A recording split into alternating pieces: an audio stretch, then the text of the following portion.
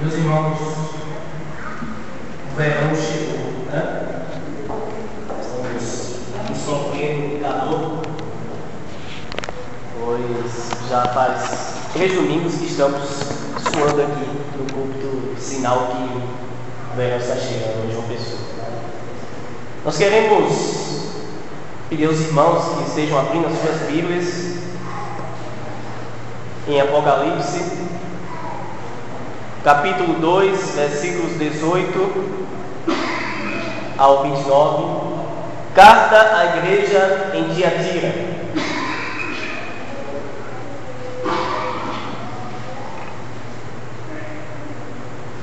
Eu convido a amada igreja, mais uma vez, a se pôr de pé.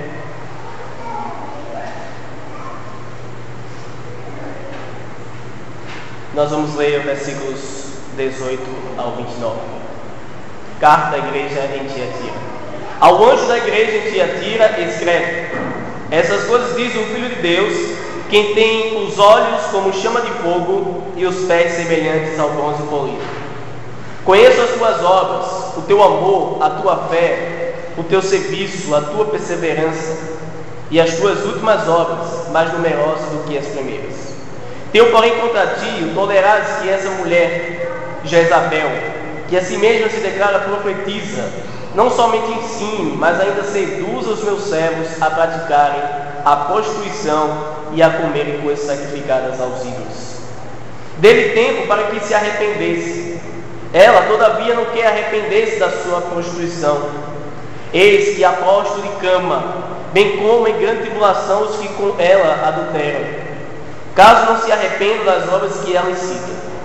Matarei os seus filhos, e todas as igrejas conhecerão que eu sou aquele que sonda mentes e corações, e vos darei a cada um segundo as vossas obras. Digo, todavia, a vós outros, os demais de Tiatira, a tantos quantos não têm essa doutrina, e que não conheceram, como eles dizem, as coisas profundas de Satanás, outra carga não jogarei sobre vós. Então somente conservai o que tendes, até que eu venha. Ao vencedor que guardar até o fim as minhas obras, eu lhe darei autoridade sobre as nações, e com cetro de ferro as regerá e as reduzirá a pedaços, como se fossem objetos de barro. Assim como também eu recebi de meu Pai, darei ainda a estrela da manhã. Quem tem ouvido, ouça o que o Espírito diz às igrejas. Oremos. Santíssimo Deus, nosso Pai, Senhor Todo-Poderoso, Tu nos deste a Tua palavra, Santo Deus, para conforto, para nos mostrar a salvação e para o crescimento da Tua igreja, Senhor. Nesta noite a Tua igreja seja edificada com a Tua palavra, que esta mensagem o Teu Santo Espírito esteja conduzindo para que o Teu nome seja exaltado, Senhor. Em nome de Cristo Jesus, nosso Senhor, que nós te pedimos. Amém. A igreja pode sentar-se.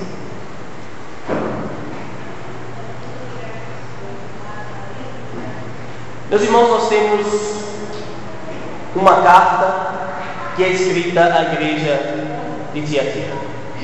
Das 7 cidades, das 7 igrejas que Cristo direcionou as cartas, mensagens, a cidade de Tiatira era a menos importante. Porém, o conteúdo desta carta é a maior. A mensagem de Cristo a esta igreja é a maior mensagem de todas. Porém, esta cidade não era das mais importantes das cidades que Cristo direcionou estas cartas. Mas a cidade de Tiatira se destacava pelo seu comércio. E em Tiatira havia as corporações comerciais, as associações comerciais. E todo aquele que quisesse prosperar no seu trabalho deveria fazer parte de uma dessas corporações, dessas associações comerciais. Os irmãos podem dizer: qual o problema de se fazer parte de uma corporação comercial na época? ou na cidade de Tiatira. Porque nessas festas, nessas corporações, haviam festas que eram comemoradas, almoços que eram assim feitos por essas corporações. E cada corporação desta havia um Deus que era chamado a deidade patronal. Cada associação, cada corporação, dependendo da área do comércio que você fazia parte, ela tinha uma deidade a qual ela sacrificava alimentos e adorava. E como ser cristão e participar dessas corporações? Mas ao mesmo tempo, não participar dessas corporações significava pobreza financeira. Porque, repito, para ser próspero no comércio, e grande parte do povo de Tiatira vivia do comércio. E muitos cristãos da igreja de Tiatira, com certeza, faziam parte dessas corporações. E surgiu um grande problema. Como participar dessas corporações se ela exige que cada membro participe das festas, do almoço que era dado em comemoração ou em consagração ao Deus, à deidade daquela corporação? E no final deste almoço, desta comida que era sacrificada aos ídolos, e nessa festa havia bebida forte, e aqueles que participavam dessas festas, eles se entregavam à sensualidade. Havia corrupção, havia pecado naquela festa. E alguns cristãos estavam tentando participar dessas corporações, mas não participar desse tipo de pecado. Alguns diziam: não, nós podemos ir às festas, ao almoço, mas podemos sair antes de que sejam praticadas a sensualidade e o pecado. Porém, meus irmãos, se você fizesse parte dessa corporação e ficasse somente um tempo naquela festa e saísse no momento em que as pessoas iriam se entregar à prostituição, você seria motivo de chacota, você seria ridicularizado e perseguido. Eis o grande dilema dos cristãos: deixar de participar dessas corporações e ao mesmo tempo serem perseguidos e pobreza financeira, ou participar dessas corporações e não ser leal a Cristo e se entregar ao pecado. Vejam que esta igreja estava sob o olhar investigador de Cristo. O versículo 18, o Senhor se apresenta à igreja desta forma: estas coisas diz o Filho de Deus, quem tem os olhos como chama de fogo e os pés semelhantes ao bronze polido. É assim que Cristo se apresenta à igreja de Tiatira. E como eu falei aos irmãos, sempre Cristo se apresenta à igreja. Ele se apresenta com um atributo dele, ou com uma característica que pertence a ele. E quando ele se apresenta à igreja, essa sua apresentação tem muito a ver com a situação da igreja, que a igreja está passando. Ele diz: eu sou o Filho de Deus. O que significa isso? Cristo está dizendo: eu sou da mesma natureza do Pai. Eu sou o Verbo de Deus, eu sou o próprio Deus. Sempre quando Cristo usava essa expressão diante dos fariseus, dizendo que era o Filho de Deus, os fariseus tinham como uma blasfêmia, porque ele estava dizendo que era o próprio Deus, que ele possuía divindade, ele era um com o Pai. Mas também Cristo se apresenta como aquele que tem olhos como chama de fogo. Veja que foi a mesma descrição que o apóstolo João teve no capítulo 1, no versículo 14, ele descrevendo Cristo glorificado, ele diz: a sua cabeça e cabelos eram brancos, como a alva lã, como neve, os olhos como chama de fogo. Versículo 15: os pés semelhantes ao bronze polido, como que refinado numa fornalha, a voz como voz de muitas águas.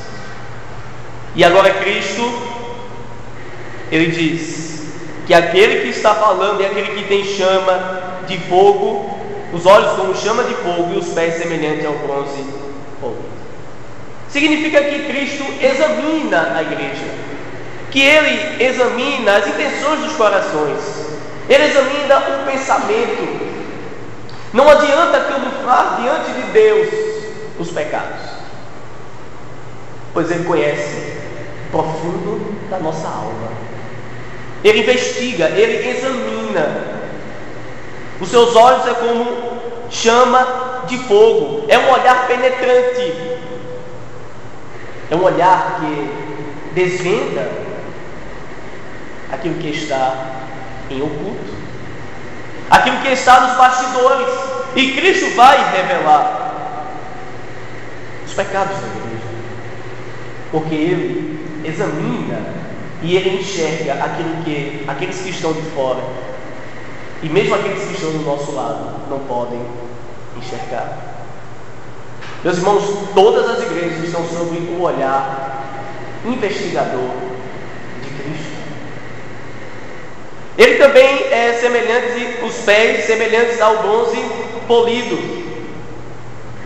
Ao mesmo tempo que ele tem olhos como chama de fogo e ele examina e enxerga tudo, ele também tem os seus pés como bronze polido. Ou seja, pés que esmiuçam o pecado. Os pés que estão prontos para punir o pecado, para destruir os adversários da igreja, os inimigos de Cristo. E Ele vai, de fato, disciplinar e trazer juízo para todos aqueles que estão em pecado. Meus irmãos, Cristo se apresenta assim à igreja, porque a igreja estava passando por um sério problema. Apesar que Cristo vai elogiar esta igreja, e ela tem motivos de elogio, diferente da igreja de Laodiceia, a qual não temos nenhum elogio. Mas a igreja de Tiatira, sim, ela é digna de elogio, ela tem pontos positivos. O versículo 19, o Senhor elogia esta igreja. Conheço as tuas obras, o teu amor, a tua fé, o teu serviço, a tua perseverança e as tuas últimas obras, mais numerosas do que as primeiras. Veja que esta igreja era de fato um luzeiro, era uma igreja que tinha características de uma igreja saudável, uma igreja que tinha obras, uma igreja que não perdeu o seu primeiro amor. O Senhor diz: conheço as tuas obras, o teu amor, a tua fé, o teu serviço, a tua perseverança. Era uma igreja que perseverava, era fiel a Cristo diante das adversidades. Era uma igreja leal a Cristo, que perseverava. Era uma igreja que evidenciava o amor para com o irmão. Pois a palavra aqui, o Senhor diz: conheço o teu serviço. Havia amor mútuo entre os irmãos da igreja de Tiatira.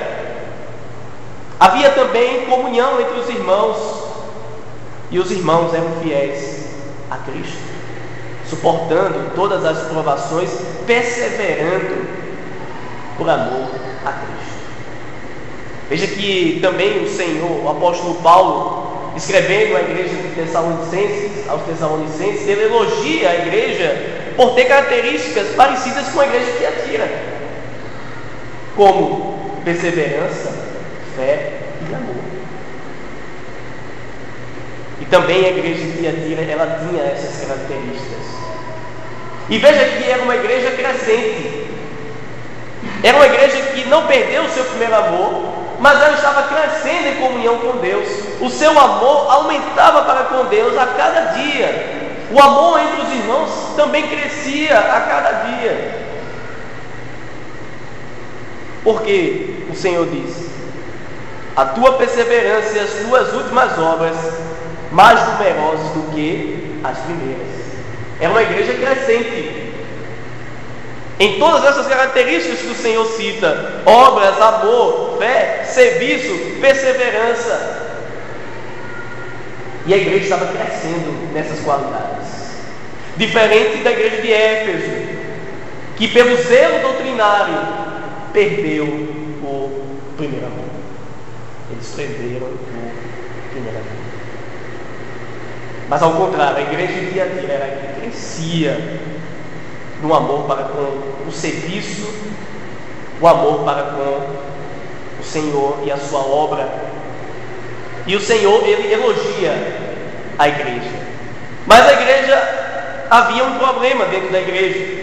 O versículo 20 nos diz: tenho porém contra ti o tolerares que essa mulher, Jezabel, que assim mesmo se declara profetiza, não somente ensine, mas ainda seduz os meus servos a praticar a prostituição e a comerem coisa sacrificada aos ídolos.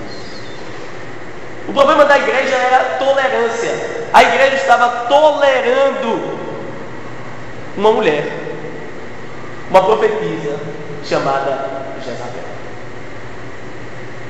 E essa mulher, ela estava seduzindo os servos de Deus a praticarem a prostituição e a comerem coisas sacrificadas aos ídolos. E aí fica a grande pergunta: quem é esta mulher? De fato ela se chamava Jezabel? Ou é uma figura de um grupo de profetas e falsos profetas que estão seduzindo o povo de Deus para comer as comidas que eram sacrificadas aos ídolos e a também praticar a prostituição? Alguns acreditam que o Senhor Jesus Cristo citou esta mulher como referência a um grupo de profetas, falsos profetas, que estavam fazendo isto. Mas eu prefiro acreditar que de fato era uma mulher, era uma profetisa, ou melhor, ela se dizia profetisa, ela se dizia que tinha revelações especiais da parte de Deus. E aí, fazendo um contraste com a igreja, em comparação com a igreja de Éfeso, né? É uma igreja que provava os apóstolos, ou os falsos apóstolos, colocavam à prova. E aqui a igreja de Tiatira, ela vai abrir a guarda. E esse ensinamento, esse falso ensinamento desta mulher, vai adentrar a igreja. E vai de fato seduzir alguns. Porque ela vem com uma mensagem sutil. Em outras cartas, nós vemos Satanás agindo de fora para dentro da igreja. Não é assim? Ele levanta judeus para perseguir a igreja. Ele levanta o Império Romano para perseguir a igreja. O Estado Romano para perseguir a igreja. Mas aqui nós não temos nenhum problema com isso. Não havia muitos judeus em Tiatira. Os judeus não perseguiam os cristãos em Tiatira. Não havia nenhum tipo de problema quanto ao culto ao imperador, como em outras cidades, que tinha o culto ao imperador. E se você não prestasse o culto ao imperador, você era perseguido. E Roma decretava a sua prisão ou morte. Nós não temos isso em Tiatira. Nós não temos uma ação externa, de fora para dentro. Mas Satanás vai agir de dentro para fora. Ele vai agir dentro da igreja, com sutileza. Talvez essa mulher não se chamasse Jezabel, mas Cristo está fazendo uma alusão a Jezabel do Velho Testamento, que foi a esposa de Acabe. Ela também é conhecida como a rainha de Jezabel. Quando nós abrimos em 1 Reis, capítulo 16, versículos 31 e 33, nós temos um pouco da história desta mulher chamada Jezabel.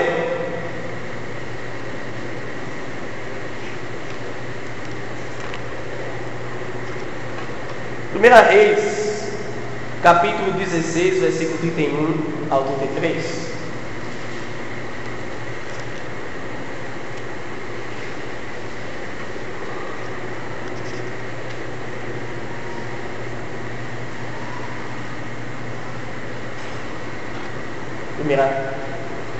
Reis, capítulo 16, versículo 31 ao 33.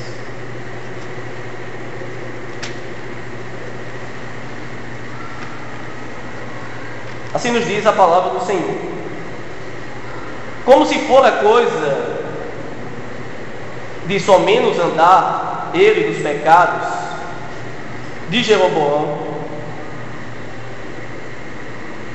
filho de Nebate, tomou por mulher a Jezabel, filha de Etibal, rei dos Sidônios, e foi e serviu a Baal e o adorou. Levantou um altar a Baal, na casa de Baal, que edificaram em Samaria. Também Acabe fez um poste ídolo, de maneira que cometeu mais abominações para irritar ao Senhor, Deus de Israel, do que todos os reis de Israel que foram antes dele. Veja que o rei Acabe, rei de Israel, ele fez alianças com as nações pagãs. E a forma de um rei fazer uma aliança e ter uma boa relação com uma nação vizinha era casar com a filha do rei daquele povo. E ele vai se casar com esta mulher chamada Jezabel, que era uma fenícia. E os fenícios adoravam a Baal. E por que Acabe fez isso? Porque os fenícios eram exímios navegadores e as suas cidades ficavam de frente ao mar Mediterrâneo. Eles dominavam o comércio no mar. E a fim de ter uma tranquilidade com este povo, Acabe vai fazer uma aliança com este povo e vai se casar com uma mulher pagã, uma mulher que não conhecia o Deus de Israel, o Deus verdadeiro. E logo ela vai influenciar Acabe a fazer um poste ídolo a este Deus chamado Baal. Mas ela não vai parar somente aí. 1 Reis, capítulo 18, versículos 1 ao 4, fala mais um pouco desta mulher. Muito tempo depois veio a palavra do Senhor a Elias, no 3º ano, dizendo: vai, apresenta-te a Acabe, porque darei chuva sobre a terra. Partiu, pois, Elias a apresentar-se a Acabe, e a fome era extrema em Samaria. Acabe chamou a Obadias, o mordomo. Obadias temia muito ao Senhor, porque quando Jezabel exterminava os profetas do Senhor, Obadias tomou 100 profetas e de 50 em 50 os escondeu numa cova e os sustentou com pão e água. Jezabel, ela também perseguiu os profetas de Deus. Ela exterminava os profetas de Deus. Mas não somente isso, também no capítulo 18, versículo 16, diz assim: então foi Obadias encontrar-se com Acabe e lhes anunciou, e foi Acabe ter com Elias. Vendo, disse: és tu perturbador de Israel? Respondeu Elias: eu não tenho perturbado Israel, mas tu e a tua casa, a casa de teu pai, porque deixaste os mandamentos do Senhor e seguistes aos Baalims. Agora, pois, manda juntar a mim todo Israel no monte Carmelo, como também os 450 profetas de Baal e os 400 profetas do poste ídolo que comem da mesa de Jezabel. Então Jezabel, no Velho Testamento, era uma figura daquela que levou o povo de Deus a comer comida sacrificada a este ídolo chamado Baal. E também seduziu o povo de Deus a praticar o pecado. Uma mulher mau. E o seu fim também não foi muito bom. Voltando para Apocalipse, agora nós podemos entender porque o Senhor Jesus Cristo, ele se referiu a esta profetisa como Jezabel. Provavelmente não era o nome dela, mas ela vai ser chamada pelo Senhor Jesus Cristo de Jezabel. Ele diz, versículo 20: tenho porém contra ti o tolerares que essa mulher Jezabel, que assim mesmo se declara profetiza, não somente ensine, mas ainda seduz os meus servos a praticarem a prostituição e a comerem coisas sacrificadas aos ídolos. Jezabel é figura daquela que seduz, daquela que leva os servos de Deus à prostituição não somente física, mas também espiritual. Vocês sabiam que no Velho Testamento, quando fala do povo de Deus deixar de adorar o Deus verdadeiro e adorar aos outros deuses, é tido como uma prostituição, mas uma prostituição espiritual. E esta mulher seduzia o povo de Deus, ela cometeu uma prostituição espiritual e também uma prostituição física. É por isso que o Senhor vai dizer no versículo 22: eis que postra de cama, bem como em grande tribulação os que com ela adulteram. Deixar de adorar o Deus verdadeiro, deixar de seguir o Deus verdadeiro, meus irmãos, um adultério espiritual. E o que essa mulher ensinava? Qual era o ensino dela? O versículo 24 nos diz assim: digo todavia a vós outros, os demais de Tiatira, a tantos quantos não têm essa doutrina, e que não conheceram, como eles dizem, as coisas profundas de Satanás, outra carga não jogarei sobre vós. Lembra do grande problema dos cristãos? Se eles fizessem parte de uma corporação comercial, eles não fizessem parte deste almoço, destas festas, dessas corporações, se eles não comessem as comidas sacrificadas ao Deus desta corporação, desta associação, ele seria ridicularizado, perseguido, ele não ia prosperar. Então chegou Jezabel com a solução do problema. Ela diz: não tem nada demais em ser cristão e participar dessas festas. Não tem nada demais em participar e se entregar à sensualidade. E alguns se referiram a esta doutrina, a este ensinamento, como as coisas profundas de Satanás. Porque ela dizia assim, meus irmãos: para que possamos ter vitória sobre o pecado, precisamos experimentar o pecado. Precisamos nos entregar ao pecado, porque nos entregando ao pecado, vamos conhecer profundamente a Satanás e vamos vencer o pecado. Essa era a doutrina diabólica que ela estava pregando. Ela estava tentando adequar a vida cristã, a vida santa, com a vida profana. E pelo contrário, ela ainda dizia assim: se você participar dessas festas, se entregando ao pecado, você pode ser até um cristão melhor, porque você vai conhecer melhor o pecado para vencer. Ela dizia que não há mérito nenhum em vencer o pecado sem conhecê-lo. Por isso o Senhor está com seus olhos como chama de fogo em direção a esta igreja.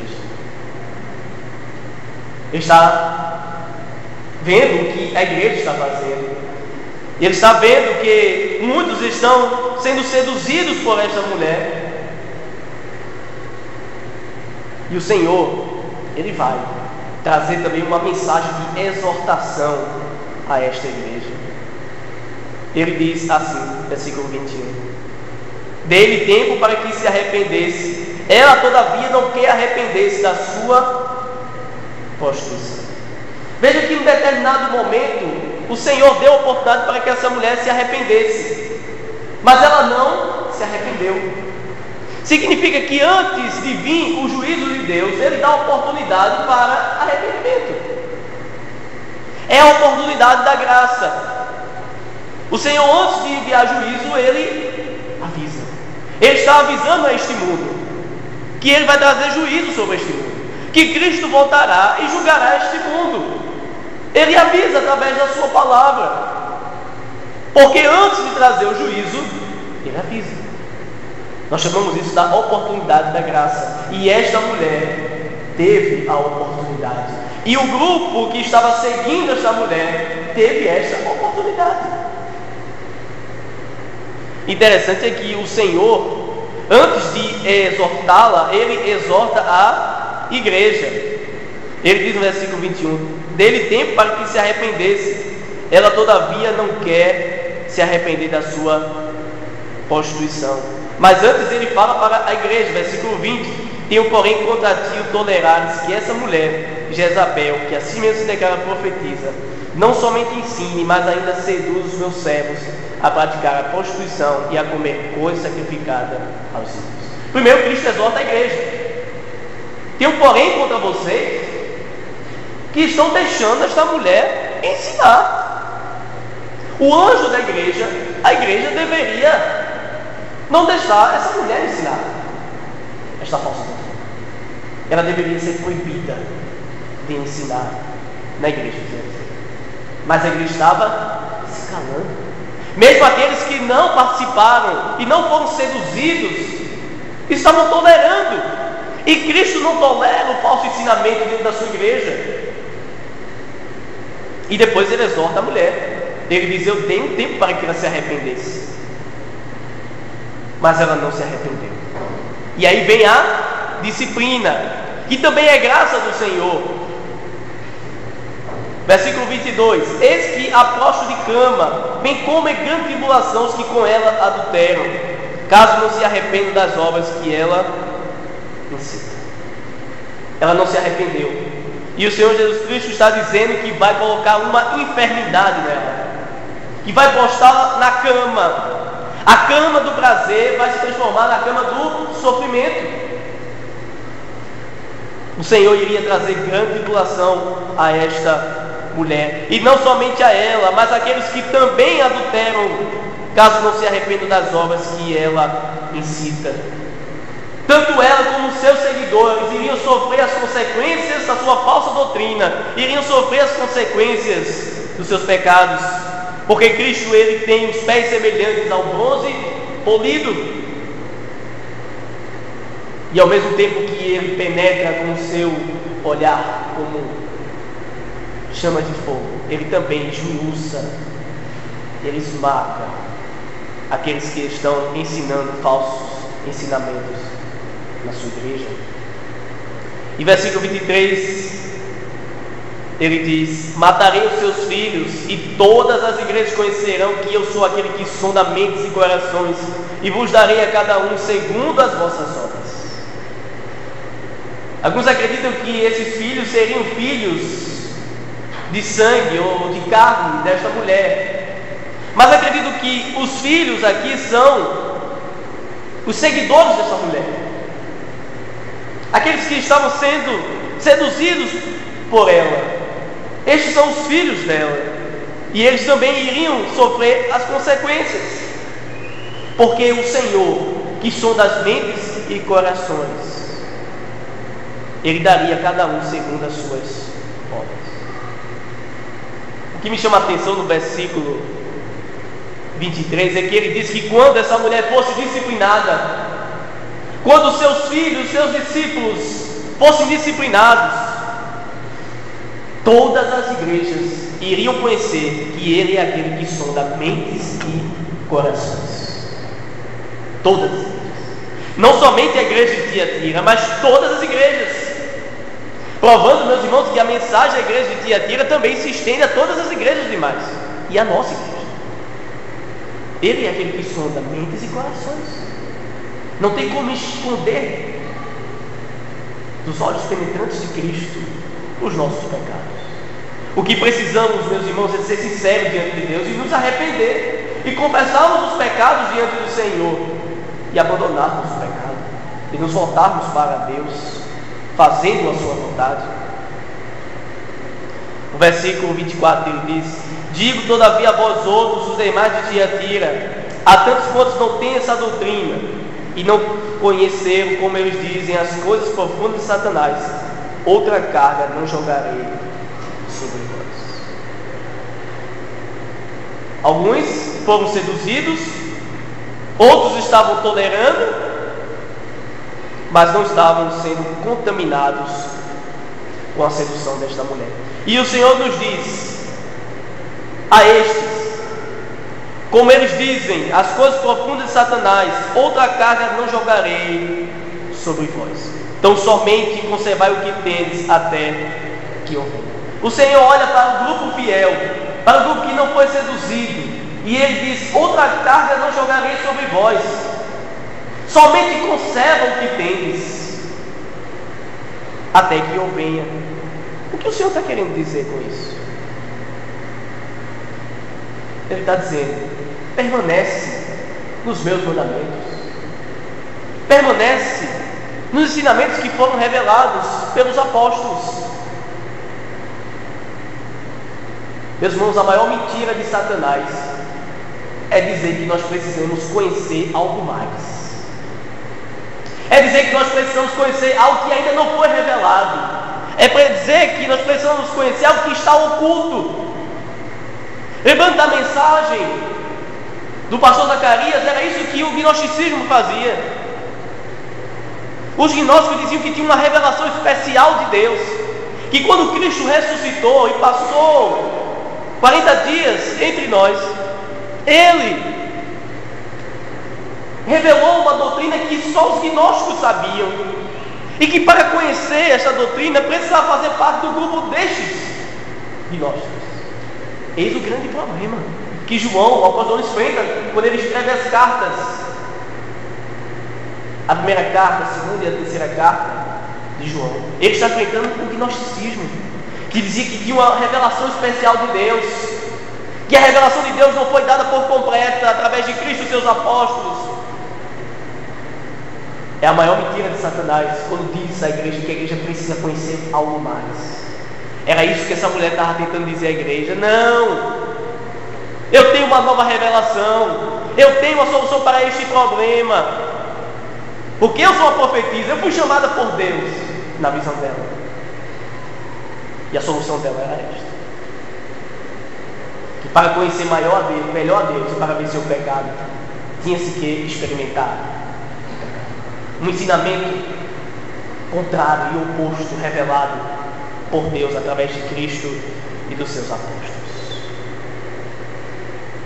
Nós estamos vivendo num tempo onde Satanás é a estrela, né? Vamos a algumas igrejas e percebemos que se fala muito mais sobre Satanás do que Deus. Onde Satanás é o centro das atenções, onde se não houver nenhuma manifestação diabólica, o culto não foi bom. Se não houve libertação, o culto não foi bom. Eu lembro do irmão Fábio dizendo para mim que se pediu para que os irmãos dessem testemunho na igreja a qual ele fazia parte. E o testemunho é dizer as desgraças que você fez antes de se converter a Cristo, né? Testemunho é isso, como nós chamamos de testemunho, não testemunho, que é um testemunho de muitos. E nesse testemunho algumas pessoas tinham se convertido com já uma idade avançada e tinham feito algumas coisas no mundo, quando estavam cegos, nas trevas, perdidos, escravos de Satanás. E um irmão que estava lá não tinha nada para contar, pois ele cresceu na igreja. E a única coisa mal que ele fez foi roubar o lanche dos irmãos na escola bíblica, quando ele era criança. Não tinha nada para contar, né? Se colocássemos aí, irmão fulano de tal vai dar um grande testemunho aqui na igreja, colocasse uma faixa aí, vai ter um grande testemunho, um ex-bruxo, ex-tudo, de mal. Isso aqui ficaria contado. Mas se colocasse uma faixa dizendo, vamos chamar um irmão que tem 50 anos de fidelidade ao Senhor, de serviço ao Senhor, e ele vai contar o seu testemunho, vocês acham que as pessoas iriam? Nós iríamos. Mas estes que estão fora iriam? Porque às vezes até nós achamos que é o maior testemunho daquele que vivia em pecado do que aquele que é fiel e foi fiel ao Senhor durante muito tempo. É um testemunho muito mais excelente de se escutar. Vivemos um tempo difícil, um tempo onde Satanás ele é a estrela do momento para muitas denominações, para muitas igrejas, né? E se chama e se acostuma a dizer algumas coisas, como está amarrado, né? E a igreja, que se diz do Senhor, começa a usar chavões, né, em relação à pessoa de Satanás. Mas o Senhor diz: olha, vocês conservem o que vocês têm, até que eu venha. Não precisa ir atrás de outras revelações, não precisa ir atrás do ensinamento desta mulher. E versículo 26 ele diz: ao vencedor que guarda até o fim as minhas obras, eu darei autoridade sobre as nações. O vencedor é aquele que se mantém fiel aos mandamentos do Senhor, às obras do Senhor. Este é o vencedor. E estes deveriam permanecer assim até o fim, conservando o que tem. O que foi que nós recebemos da parte de Deus? Os seus mandamentos, a sua revelação. Continuemos perseverando no Senhor. Não precisamos, meus irmãos, de alguém que venha dizer que teve uma revelação, porque a palavra de Deus, ela revela de forma completa a vontade de Deus. Muito cuidado com essas novas revelações, com essas revelações que não estão de acordo com a vontade do Senhor. Versículo 26, o Senhor vai trazer uma promessa a esta igreja. Ele diz: o vencedor, lhe darei autoridade sobre as nações. E não somente isso, e com cetro de ferro as regerá e as reduzirá a pedaços como se fossem objetos de barro. Assim como também eu recebi de meu Pai, darei ainda a estrela da manhã. Quem tem ouvidos, ouça o que o Espírito diz às igrejas.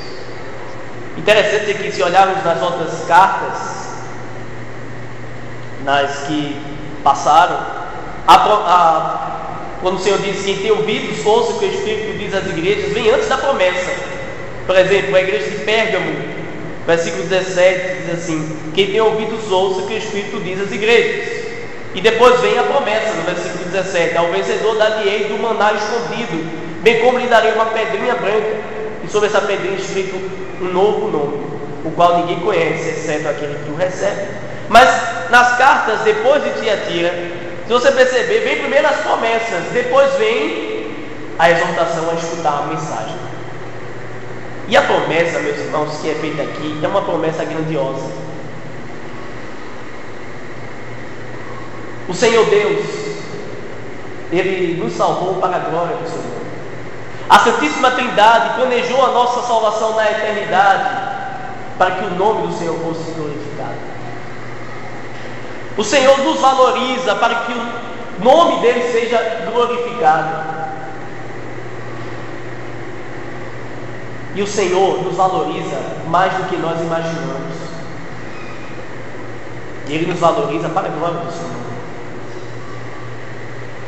E uma das graças que o Senhor nos dá é participarmos da autoridade do governo de Cristo. Veja o que diz aqui: lhe darei autoridade sobre as nações. Nós vamos governar junto com Cristo. No novo céus e na nova terra, participaremos deste governo. E o Senhor também nos diz que nós vamos julgar este mundo. 1 Coríntios capítulo 6, versículos 1 ao 3. 1 Coríntios 6, versículo do 1 ao 3, o apóstolo Paulo diz assim: aventura-se algum de vós, tendo questão contra outro, a submetê-lo a juízo perante os injustos e não perante os santos? Ou não sabeis que os santos hão de julgar o mundo? Ora, se o mundo deverá ser julgado por vós, sois acaso dignos de julgar as coisas mínimas? Não sabeis que havemos de julgar os próprios anjos, quanto mais as coisas desta vida? Duas coisas são ditas, meus irmãos. Nós vamos participar do julgamento, não só do mundo, mas também dos anjos. O que haveremos de dizer para os anjos? Seres que são mais fortes do que nós, mas vamos julgá-los. Eis a promessa para os fiéis: vocês estão sendo seduzidos, mas se vocês rejeitarem o ensinamento dessa falsa profetisa, vocês poderão até empobrecer financeiramente, mas vocês vão participar no novo céus e na nova terra do governo comigo. E também estes que estão oprimindo vocês, que estão perseguindo vocês, que estão ridicularizando vocês, por rejeitar a prostituição e as comidas sacrificadas aos ídolos, serão julgados por vocês. Então aqueles que nos oprimem hoje, aqueles que perseguiram a igreja, eles serão julgados por esta igreja. E essa é a promessa de Cristo para a igreja de Tiatira. Vocês irão participar. Eu te darei autoridade, darei para vocês autoridade sobre as nações. Mas também há uma outra promessa, versículo 28. Assim como também eu recebi de meu Pai, darei ainda a estrela da manhã. Meus irmãos, Apocalipse 22, versículo 16, chama o Senhor Jesus Cristo de a estrela da manhã. Capítulo 22, versículo 16.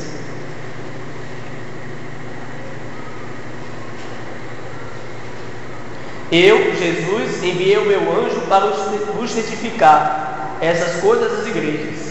Eu sou a raiz e a geração de Davi, a brilhante estrela da manhã. Alguns acreditam que a promessa é receber o próprio Cristo, o próprio Senhor, sendo Ele a estrela da manhã. Mas também há uma outra interpretação. Alguns acreditam que como Cristo ressuscitou, nós também vamos ressuscitar. E como Ele recebeu um corpo glorificado, também iremos receber um corpo glorificado. Provavelmente, alguns acreditam que pode se referir à estrela da manhã, o nosso brilhar com Cristo na eternidade. Receberemos o próprio Cristo, os benefícios de Cristo, a glorificação, e iremos também ressuscitar com Ele.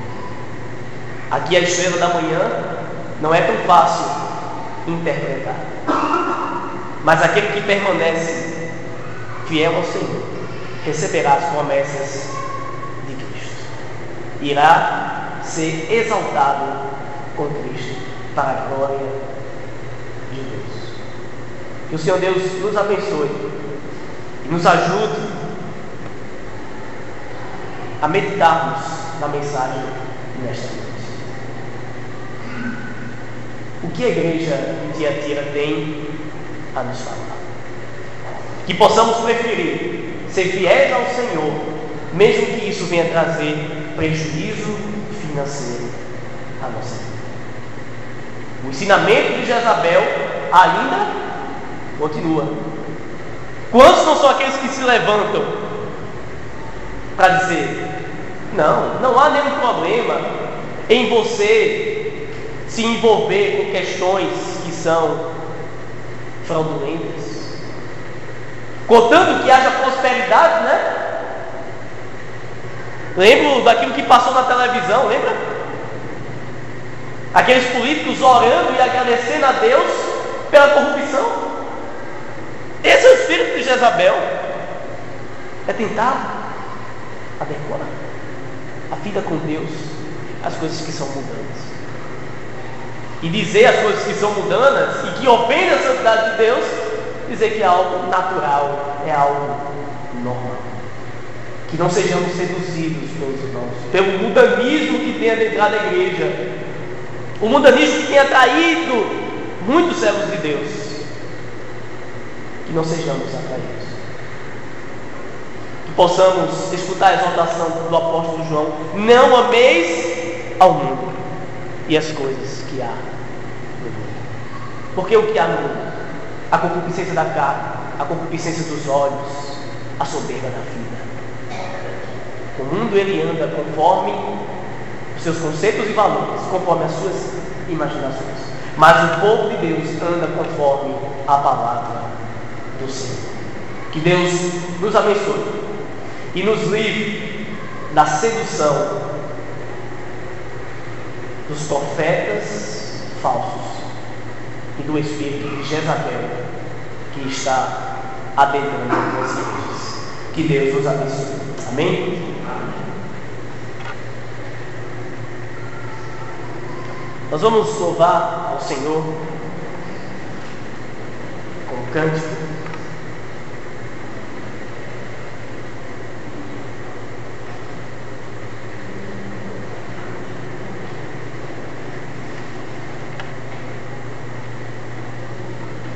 Essa amada igreja se coloca de pé. Vamos louvar ao Senhor com o hino, página 62, página 62 do cântico 148, quão formoso és.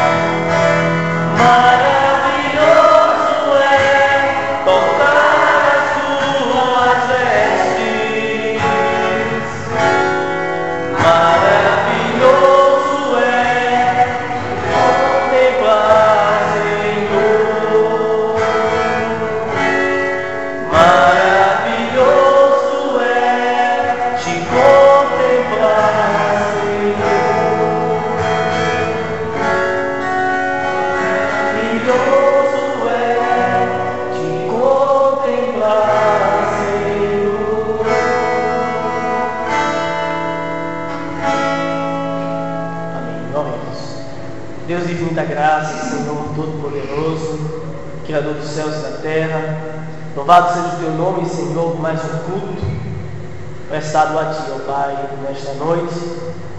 Te louvamos por todos que chegaram na casa, na Tua casa, para adorar o Teu santo nome, porque foram trazidos pelo Senhor. O Teu Santo Espírito esteve tocando em cada coração. para estar aqui nesta noite. Ó Senhor, que a Tua palavra faça morada em nós. Estejamos, ó Pai, atentando para a mensagem da Tua palavra, para a mensagem que foi endereçada a estas igrejas, pois também elas são exortações para as nossas igrejas, para as igrejas que são espalhadas neste mundo, em todas as nações, as igrejas que se chamam pelo Teu nome, as igrejas de Cristo, em várias denominações, precisam escutar esta mensagem esta que é para as nossas igrejas, mensagem que é atual. E o Senhor nos ajude a compreendermos a Tua mensagem e que estejamos dizendo não ao espírito da mensagem de Jezabel, que ainda permanece nos nossos dias, dizer não ao mundanismo, dizer não ao falso ensino, dizer não à tentativa de adequar a vida cristã com o mundo, para que sejamos, ó Pai, nos achemos fiéis a Ti, porque sabemos que o Senhor vai nos recompensar naquele dia glorioso. Aqueles que permaneceram fiéis à Tua obra, à Tua palavra, irão, Senhor, julgar este mundo, irão julgar as nações, irão, ó Pai, receber a estrela da manhã, irão ressuscitar juntamente com Cristo, serão transformados com o Senhor e irão brilhar na Tua glória como o sol resplandece sobre nós. Em nome de Cristo Jesus, nosso Senhor, que nós te pedimos e te agradecemos. Amém. Que a graça do nosso Senhor e Salvador Jesus Cristo, o amor de Deus, nosso eterno Pai, o poder, a comunhão e as consolações do Espírito Santo repouse sobre a amada igreja e sobre todo o povo de Deus, hoje e para todos sempre. Amém.